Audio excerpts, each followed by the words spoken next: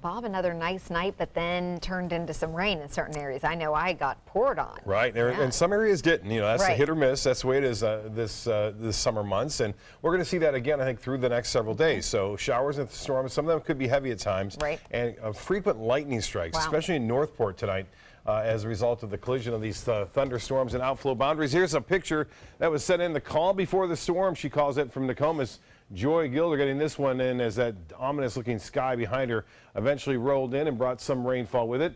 And Casey Key with a line of showers getting close to them and then kind of fading away as it moved on out into the Gulf of Mexico. But it did provide for some dramatic sunset pictures that were sent into pics at mysuncoast.com. Appreciate all those nice shots. And again, look for similar conditions again tomorrow with the majority of the rainfall inland.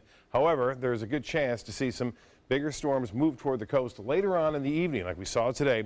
Most of the storms winding down. Now, there's a few still out there in the Gulf of Mexico and also down near Northport, some light to moderate rainfall occurring. Look at some of these rainfall totals near Wauchula. That's where the two breezes kind of met right there and just exploded with over 3 inches in a short period of time. There were flood advisories in effect for parts of Hardee and DeSoto counties earlier. Those have since expired.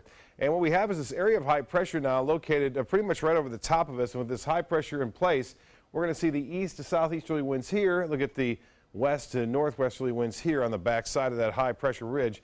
And we'll look for those typical afternoon and evening storms. So most of the day should be okay over the upcoming days here. 77 right now, and winds are light out of the east northeast at 3, and the barometer high at 30-12.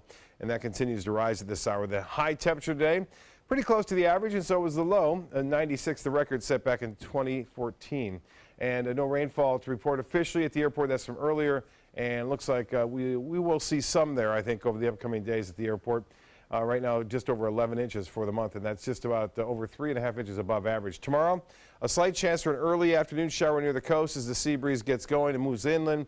Better chances that come after 6, 7 o'clock at night. As those storms start to work their way back toward the west coast of Florida. Rain chances at 40% for those late day storms to move on in. Well, across the U.S., everything is fairly calm across most of the southern plain states, and the cooler weather that had been around throughout the Great Lakes and throughout parts of Canada slowly starting to moderate a bit there, and we're starting to warm back up.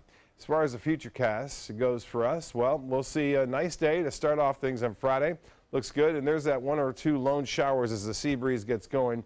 And then it really starts to fire up in the interior portion of the state, and then some of that activity comes back toward the coast late at night, and some of that could be some heavy rain at times as we move through the weekend. Similar conditions are anticipated each and every day right through the 4th of July. And look out for the heavy rainfall, the main factor with these storms right now, and the dangerous lightning strikes. Well, temperatures currently in the 70s now, 79 in Detroit, 75 in Toronto, and 69 in Boston. For boaters, it looks pretty good too. Boating, there's going to be a lot of people out there boating, and the winds are going to be rather light. South to southwest winds at 10 knots. They'll be a little higher if some isolated cells pop up out into the Gulf of Mexico later in the day. A light chop out there generally. Water temperature at 88 degrees. And the upcoming tides for Sarasota Bay look like this, and check in at low tide at 12:52 and a high tide at 7:09. Showers ending, partly cloudy for the remainder of the morning hours, and then for tomorrow, look for another day of sunshine in the morning, a few clouds in the afternoon, along with those scattered afternoon storms, a lot of it inland, and some of that could be heavy at times. The extended forecast is calling for a good chance for showers and storms right through the next 7 days.